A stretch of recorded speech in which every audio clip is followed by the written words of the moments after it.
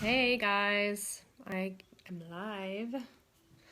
I wanted to jump on here really quick and just talk to you for a minute about what essential oils are, because I know a lot of you may follow me on Facebook and see that I talk about essential oils a lot, and that it's become a pretty big business for me. So, I wanted to share with you real fast what exactly they are, because it's very, very interesting. And sometimes you might think, why in the world would she be spending all that money using essential oils and talking about them all the time? Well, essential oils, hey Krista, are the lifeblood of the plant.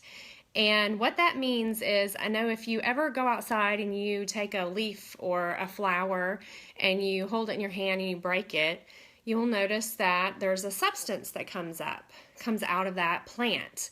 And that is actually the essential oil.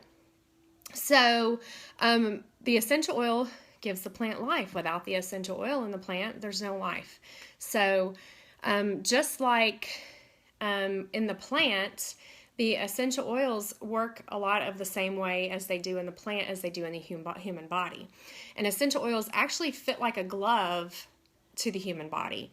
And they are very volatile, they are very potent, and they actually have intelligence, all right? So that's amazing to me that essential oils actually have intelligence. God created them, and so of course they would have intelligence. In the Bible, there are many references to essential oils, things like cedarwood, cinnamon, cassia, sandalwood, myrrh, frankincense. I mean, come on. Frankincense is some valuable stuff when they're bringing it to baby Jesus.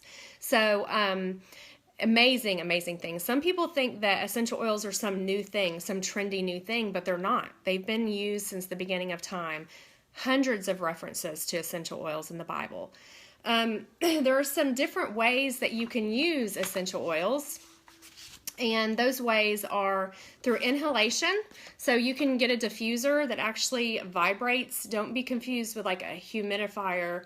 Diffuser is actually different, okay? So it vibrates and it disperses those molecules into the air. And when we inhale them, those essential oils actually can get past the blood-brain barrier, because those molecules are so small and because God created them, that they can go to be working and supporting your brain. How amazing is that? They also can be used topically. Hey, Audrey. And you can apply them to your skin. Of course, the skin, the epidermis, is the largest organ in our body, right? So you can apply essential oils to your body, and they quickly get absorbed into your body to go to work to support different body systems. And like I said, since they have intelligence and they have chemical constituents in them, they are going to know what they need to do and where they need to go.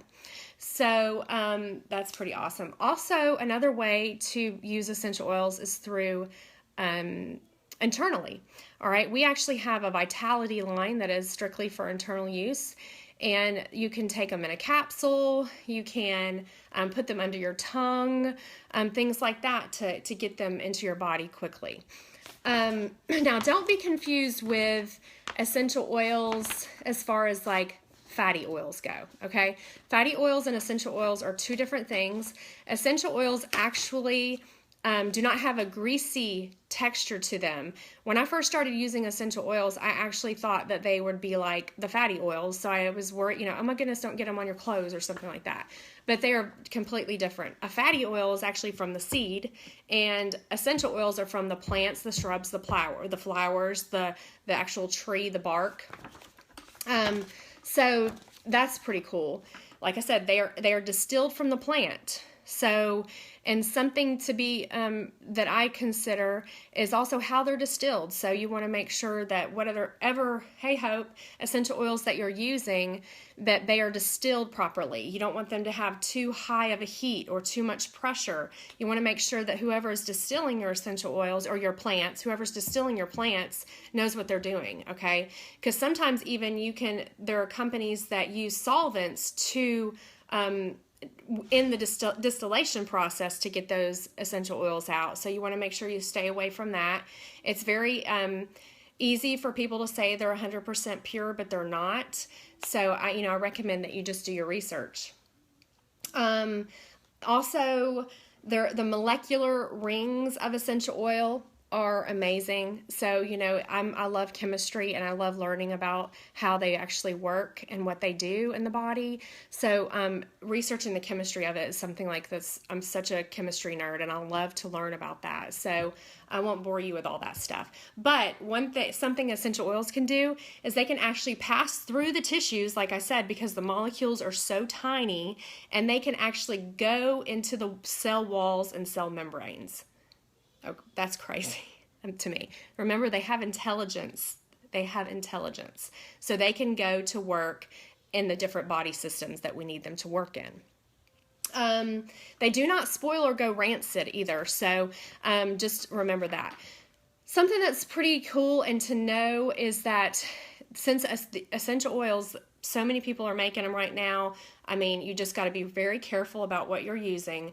But one thing, I'll give you a little thing that I read recently. Rose oil is very high in a certain chemical constituent. It's actually what makes the rose petal waxy.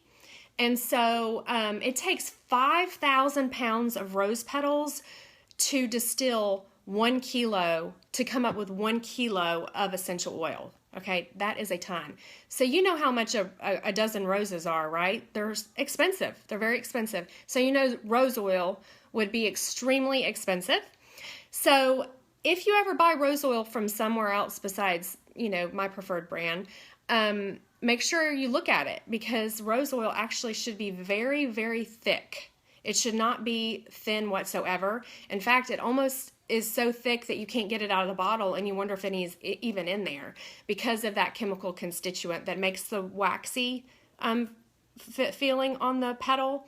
It is so high in that. So just make sure if you ever go and you try a different oil brand, buy a rose oil and just check it out, and you can tell a difference. Also with frankincense, they like to use odorless, different solvents in there. So frankincense should be very strong smelling. So anyway, that's just a little bit about the chemistry. See if I was going to say anything else. Oh, also, essential oils have frequencies to them, just like every living thing has some type of frequency to them. Processed foods don't have frequencies. Vegetables have frequencies. Even herbs have frequencies. The human body has frequencies. So when we, our frequency should always be about, I think, 58, I think it is. So when we get sick, our frequency's lower. When we get disease, our frequency's lower even more. Even cancer resides at a lower frequency. And of course, if we start to die, our frequencies drop dramatically. So essential oils are very, very high in frequencies. So what do? They raise our frequencies. So it's very, very important to use essential oils all the time to kind of bring us to homeostasis, keep us at homeostasis, keep us balanced, keep us healthy, keep us strong, if you might will. So anyway, that's just a little bit about essential oils that I wanted to share with you guys. If you have any questions, shoot me a message or comment here. I'd love to answer any questions that you have. Trying to think if there's anything I wanted to say. But like I said, I love essential oils. They have done so much for me and my family. They are a part of our daily life. And, I'd love for you to come and join me at one of my classes and learn how to use them and, and incorporate them into your life. So that's just a quick little rundown about what essential oils are. I hope you guys have a great day. Thanks for joining me. Bye.